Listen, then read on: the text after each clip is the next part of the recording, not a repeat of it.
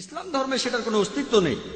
যেমন ধরেন, অনেক সমালোচক বলেন যে ইসলাম হচ্ছে একটা অবৈজ্ঞানিক ধর্ম। আমাদের হাতে সময় কম, তাই আপনাদের সামনে মাত্র একটা উদাহরণ দিচ্ছি। এখন ইন্ডিয়ায় খুব কথা শোনা যাচ্ছে বাংলাদেশের বিখ্যাত একজন লেখিকা তাসলিমা নাসরিনকে নিয়ে।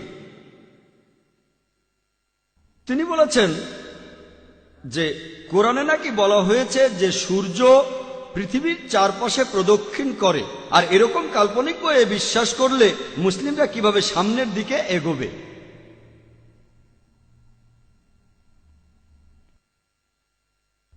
আমি সবাইকে চ্যালেঞ্জ করছি, কোরআনের কোনো একটা আয়াত দেখান যেটা বলছে যে সূর্য পৃথিবীর চারদিকে ঘুরে। কয়েক বছর আগে একটা বিতর্কেও আমি একই কথা বলেছিলাম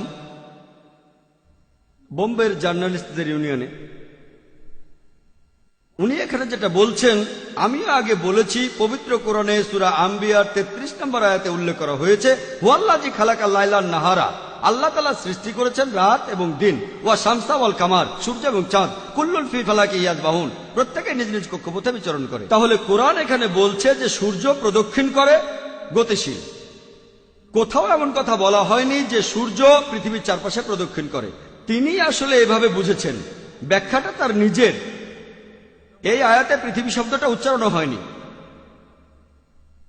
কোরআন বলছে সূর্য প্রদক্ষিণ করে, একথা আপনাদের আগেও বলেছি। এর পাশাপাশি সূর্য তার নিজের অক্ষের চারপাশে প্রদক্ষিণ করে। আমি স্কুলে পড়ার সময় এটা জানতাম না, এখন বিজ্ঞানও এটা প্রমাণিত। তাহলে প্রায় দেখা যায় যে ইসলামের সমালোচকরা তারা ইসলাম সম্পর্কে এমন কিছু বলে যেটা ইসলামে নেই।